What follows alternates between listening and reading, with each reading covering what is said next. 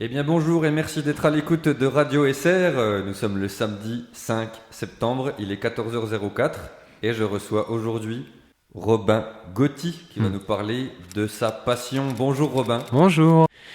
Donc, grande joie de t'accueillir ici. merci. Alors tu es venu nous parler de ta passion pour les cloches mais pas n'importe lesquelles. C'est ça. Donc, je suis venu parler des cloches de l'église des Serres, de mon projet de répertorisation campanaire, donc des cloches. Et je vais un petit peu, voilà, détailler comment est venue ma passion, voilà, les cloches des Serres, et j'essaie de parler au mieux de tout ça. Génial, merci beaucoup. Alors donc tu as un média que tu pilotes toi-même, c'est une chaîne YouTube C'est ça, qui s'appelle Cloche Auxonnoise. exactement, ouais. Et donc sur ce média, qu'est-ce qu'on peut trouver alors comme contenu? Donc on peut trouver donc plusieurs vidéos de cloches. Donc on a des cloches de la Haute-Saône, donc mon département. On a aussi des cloches de l'Alsace, de la Loire, des Vosges. On peut trouver des cloches qui ont voilà différentes harmoniques, différentes formes, différents fondeurs, qui n'ont pas tous qui ont pas toutes la même année, pardon, et qui voilà présentent une particularité pardon quelconque.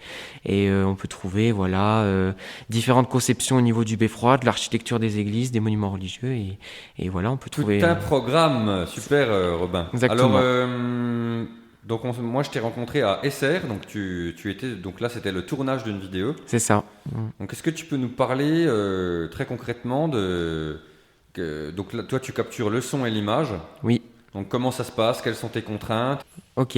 Alors en fait, tout d'abord, ce que je fais, par exemple, je vais parler comment dire, de l'organisation pour une sonnerie de village, par exemple. Pour SR, tu peux nous parler d'SR. Exactement. Donc en fait, j'ai envoyé un mail à Monsieur Frédéric Vado, donc le nouveau maire d'Essert. Je lui ai dit voilà que j'avais un projet envers les cloches de l'église de d'Essert, voilà, et qu'en fait c'est une sonnerie qui m'a toujours intéressé au niveau de ses fondeurs, au niveau des notes, au niveau de tout, hein, quasiment. Et donc en fait j'ai envoyé un mail. Je lui ai dit je souhaiterais les filmer avec plusieurs caméras, Ah avec ouais, donc toi tu te déplaces avec plusieurs caméras mm, et tu as aussi des micros, c'est ça? c'est ça. Donc en fait, j'ai un enregistreur de son, donc que je règle à une certaine sensibilité pour pas que le son sature. Ouais. Et en fait, après, je fais comment dire, un montage vidéo sur un logiciel qui s'appelle Sony Vegas Pro 16. Et en fait, je cale le son des cloches en fonction de la vidéo pour qu'en fait, on soit vraiment plongé dans la sonnerie et qu'on ait une immersion sonore totale. Et oui, alors toi c'est vraiment l'immersion sonore, ton truc. Mm. Je crois que ça a commencé dans ton enfance, c'est ça? Parce que tu as grandi pas loin d'ici. Oui, à Chalon-Villars, en Haute-Saône. Et en fait, depuis tout petit, j'habite devant le parking de la mairie. Puis derrière ce fameux parking, il y a l'église de Chalon-Villars. Et pendant les différents offices, que ce soit les baptêmes, les mariages, les décès, j'ai toujours entendu les cloches de Chalon-Villars. Et étant donné que c'est une sonnerie que je trouve très belle, hein, parce que je dis pas qu'il y a comme un lien familial, mais à peu près, hein, c'est vraiment une sonnerie auquel je suis beaucoup attaché. Du coup, je suis monté au clocher de l'église de Chalon-Villars quand j'avais 7 ans, accompagné de monsieur Jean-Claude Kubler et de ma mère. Et dès que j'ai vu les cloches, je me suis dit, c'est vraiment ça ma passion. J'ai déjà voulu faire architecte, Hmm. j'adore voilà Ouais. l'architecture. Et voilà, j'ai vraiment craqué sur les cloches de mon village et sur les cloches en général. Et qu'est-ce que tu ressens quand il y a des cloches qui se mettent en mouvement devant toi et que ça sonne? Qu'est-ce que tu ressens? C'est assez émouvant parce que on se rend compte que voilà, on a peut-être une passion qui est originale, mais qu'on doit, si je peux m'exprimer ainsi, l'assumer coûte que coûte. Et puis voilà, qu'on a réussi à filmer une sonnerie, que vraiment ça vibre en nous. Enfin, il y a plein d'harmoniques à toutes les notes et c'est impressionnant à voir. Surtout quand on est devant les cloches en balancement, c'est exceptionnel à voir. C'est pas tous les jours qu'on voit ça. Tu veux nous dire que ça vibre en toi, c'est ça? C'est ça. En fait, ça vraiment ça prend dans les tripes clairement. Mm, Ouais, ouais. mm, Bien sûr, ouais, les vibrations des cloches, c'est hyper puissant. exactement. Ok, donc on revient à notre tournage sur SR. Donc tu as demandé l'autorisation et Oui, ensuite on t'a ouvert les portes de l'église. oui, c'est ça. Et donc j'étais accompagné d'un très bon ami passionné de cloches. qui en fait était très intéressé également par la sonnerie de SR. Alors comment il s'appelle? Parce que peut-être qu'il va écouter cette émission, ça serait bien qu'on en parle. Donc en fait, mon ami passionné de cloches s'appelle Antoine Rollet. Il a une chaîne YouTube du nom de Les Cloches d'Alsace. Il habite à Oswald, si je ne me trompe pas. Sa maman qui était également présente pour la sécurité, puis bien évidemment pour l'accompagnement et l'intérêt également vers la passion qu'on possède, s'appelle Natacha. Voilà. Super, merci pour ces infos. Et vous avez donc cette passion commune. Mm. Et donc du coup, alors il faut faire attention à quoi quand on monte tout en haut d'un clocher et puis qu'on installe le matériel. C'est quoi tes contraintes? Faut vraiment faire attention à l'accès parce que moi personnellement, dès qu'un accès est pas en bon état, je n'ose pas y monter parce que certes, on peut rater une occasion, je sais pas, une cloche qui est unique, de très belles cloches tout simplement, ou les deux, ça dépend. Et voilà, quand un accès est pas bon, je préfère pas y monter. Quand tu dis pas bon, ça veut dire quand c'est pas suffisamment pas en bon état. Quoi. Exactement, pas en bon état. Les constructions dont on parle, c'est vraiment c'est en bois souvent. C'est en bois généralement. Après, ça peut être aussi en acier, par exemple. Ça dépend vraiment oui, on va dire du budget. De la conception. De la conception et peut-être du budget aussi, parce que ça dépend, ça dépend des budgets de la commune. Et puis voilà, il faut faire attention parce que des fois, on peut avoir des poutres qui sont décalées, cassées, les deux, comme j'ai dit tout à l'heure. Et ça peut être dangereux. Puis moi, je préfère pas prendre risque, pas prendre de risque pour ma vie, que plutôt d'aller filmer une sonnerie puis finalement d'avoir des problèmes. On comprend parfaitement. Voilà. Et donc du coup, donc les cloches dessert, moi, comme je l'ai dit, m'ont beaucoup intéressé. Donc elles sont soutenues sur un beffroi. Donc un beffroi, c'est la partie qui soutient les cloches et qui permet de ne pas répercuter les mouvements assez rapides et même impressionnants des cloches. Des fois, il faut faire attention pour pas que le beffroi bouge trop parce que ça peut être très dangereux. Comme à Réchézy, par exemple, dans le territoire de Belfort, ça peut taper dans les murs, ça peut les creuser, ça peut être dangereux. À SR, on a un beffroi qui bouge beaucoup, et beaucoup plus ou moins quand même, mais il faut justement que ça bouge pour ne pas que ça soit le clocher qui prenne le coup. Oui, bien sûr. Voilà. Donc à SR, il y a combien de cloches alors? Donc à SR, il y a 3 cloches donc, qui sont de plusieurs années, de plusieurs fondeurs. Vous voulez que je vous cite les informations des cloches, par exemple? Le fondeur, c'est la personne qui les a coulées. C'est ça. C'est ça. C'est celui qui commande la fabrication des cloches, qui même l'a fait. Qui l'a créé tout simplement. On a aussi donc les sculpteurs d'art sur cloche, donc le métier que je compte faire. Ah ouais. Voilà, donc. Excuse-moi, je te coupe, Robin. Pas de problème. C'est quoi ta formation actuellement? Alors, je fais un CAP ciselure au lycée professionnel Ferdinand Fillot de Saint-Amour, donc dans le Jura. Et voilà, en fait. Et le projet de sculpteur d'art sur cloche, ça te branche bien, quoi. Complètement, parce qu'il y a des fonderies, il y a plein de fonderies, donc. En France et puis même ailleurs qui font des cloches juste exceptionnelles et puis voilà, c'est aussi au niveau des décors, au niveau de la conception, au niveau de l'accordage, parce que les cloches sont accordées pour être en lien avec la sonnerie, pour qu'elles puissent toutes s'entendre. Donc les sonneries généralement sont accordées entre elles ou non pour avoir plusieurs accords musicaux. Et justement, les cloches dessert, donc comme je l'ai dit tout à l'heure, il y en a 3. Ouais. Donc je vais commencer par la petite cloche. Donc la petite cloche, son nom c'est Marguerite Marie-Suzanne. Les cloches portent un nom. C'est ça, elles ont des parrains et des marraines. Et Marguerite Marie-Suzanne. C'est ça, et des fois elles peuvent avoir des noms, ça peut être écrit je m'appelle par exemple Marguerite Marie-Suzanne, ou alors ça peut être j'ai pour marraine Marguerite machin, Marie machin et Suzanne machin par exemple, en nom de famille. mais comment tu as eu ces informations? C'est marqué sur la cloche, c'est gravé dessus? Alors en fait c'est marqué dessus, mais il y a quelqu'un déjà qui était monté au clocher, donc qui possède le site du nom de Patrimoine Horloger, et en fait il avait déjà pris les noms, les poids approximatifs, voilà, et puis en fait les fondeurs également, et puis avec... Ah, génial. avec... Comment elle s'appelle cette personne? Donc, alors ça, je sais pas du tout, mais en tout cas, c'est une personne, ça se voit qu'elle est vraiment intéressée par cette passion, et justement, c'est ça, enfin, quand je parle de la passion et du fait de l'accepter, mon message, c'est vraiment lancez-vous, quoi, n'hésitez pas, peu importe le regard des gens, foncez, voilà, Super. tout simplement. Donc on était sur l'accordage des cloches. Alors là, on avait la petite cloche. Voilà, donc la petite cloche, donc voilà, comme j'ai dit, s'appelle Marguerite Marie-Suzanne.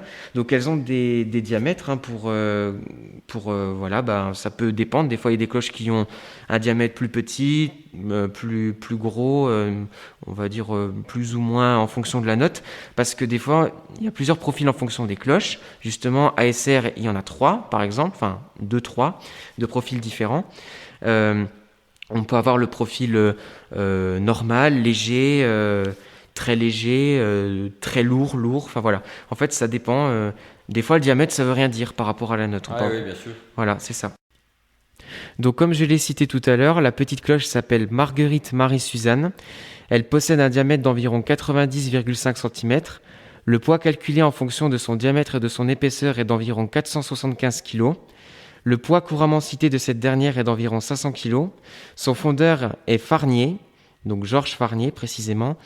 Donc c'est la personne qui a conçu cette cloche, qui l'a fabriquée. C'est ça. Donc elle a été fondue à Robécourt dans les Vosges. Elle date de 1923 et sa note c'est un La-Bas. Donc après, un La pas tout à fait précis, hein. Voilà. En ce moment dans le monde musical, on parle beaucoup du La 432. C'est ça, exactement. En fonction des hertz, ouais. On n'a pas l'info sur les hertz, mais en tout cas, c'est un La qui n'est pas exact, quoi. C'est un La-Bas, ouais. C'est pas un 440. C'est ça. Et en fait, on a des campanologues qui s'occupent justement des fois de déterminer la note d'une cloche en fonction du diapason et d'appareils permettant de mesurer avec précision le son de la cloche en fonction des hertz. Et on peut déterminer si elle est plus ou moins juste, plus ou moins basse, plus ou moins haute, et voilà. Donc ensuite, la cloche numéro 2, qui est la plus ancienne, et en tout cas, moi j'ai un énorme coup de cœur là-dessus. Donc elle s'appelle Pauline Adèle. Elle a un diamètre d'environ 1,09 m. Son poids calculé est d'environ 790 kg. C'est quand même déjà bien pour une cloche... Pour la cloche 2, c'est déjà un très bon poids. Son poids couramment cité est d'environ 800 kg. Elle a été fondue par les frères Farnier, donc toujours à Robécourt dans les Vosges, en 1893. Et sa note, c'est un Fa dièse, 3. Donc le chiffre que je dis à la fin, c'est l'octave. Donc il peut y avoir des cloches très aiguës, par exemple l'octave 4, l'octave 6, l'octave 5. Et il peut y avoir des cloches très basses comme l'octave tout à fait. 3, 2 et 1. Voilà, par exemple. Ça dépend de la hauteur du son. Voilà. Et ensuite, donc la plus grosse, elle s'appelle donc Alphonsine Thérèse. Elle a un diamètre d'environ 1,27 m. Son poids calculé, donc comme j'ai dit en fonction de son épaisseur, est d'environ 1 tonne 160. Son poids couramment cité est d'environ 1 tonne 300. Donc le fondeur est assez... je crois que c'est la seule cloche, si je ne m'abuse, de Blanchet, donc d'Armand Blanchet, du territoire de Belfort, si je ne me trompe pas. Donc, elle a été fondue, comme je viens de le dire, par Armand Blanchet. Elle a été fondue à Paris, donc dans l'Île-de-France.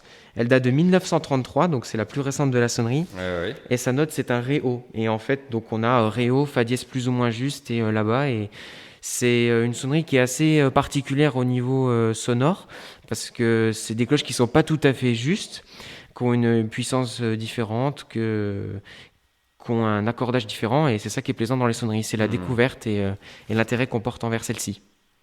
Est-ce que tu peux nous dire, parce que moi je suis vraiment fasciné par la résonance des cloches et puis la durée de résonance. Est-ce que cette résonance elle porte un nom?